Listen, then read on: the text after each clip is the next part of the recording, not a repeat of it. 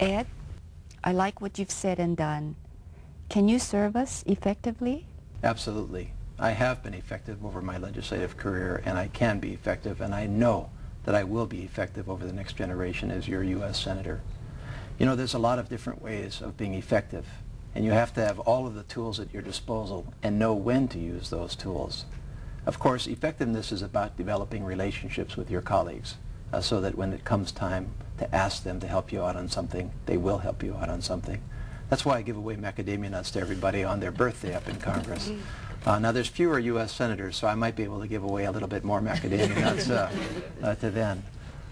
Most of effectiveness is just hard work. It's hard work in terms of going back to your community, understanding what needs to be done. It's hard work in terms of answering the questions and laying out where you have to go. And it's the hard work of walking around, talking with your colleagues, talking with the administration. We've been effective in that kind of effectiveness. For example, the Northwestern Hawaiian Islands are protected today because I went out and introduced the bill and then worked in the administration and with others to get it done behind the scenes. But there is a time when you also have to do another kind of effectiveness, and that is when you have to step forward and basically take the hit of saying why things have to change.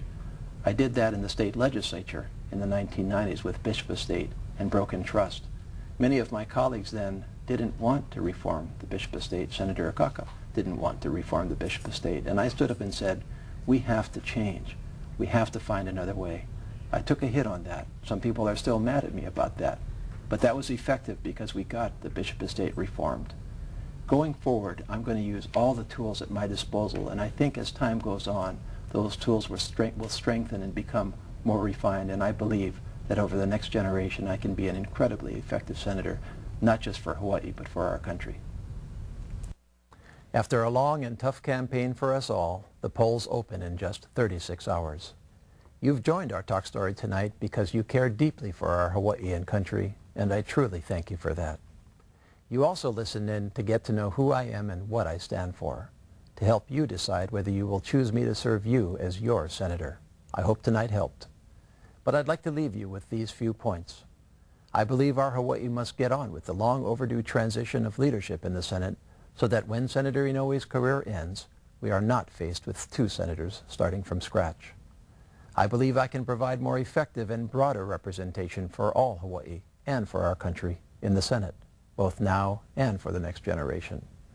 I believe we must find a better, less partisan way forward for our country in Congress. I believe in keeping in touch with you and serving all.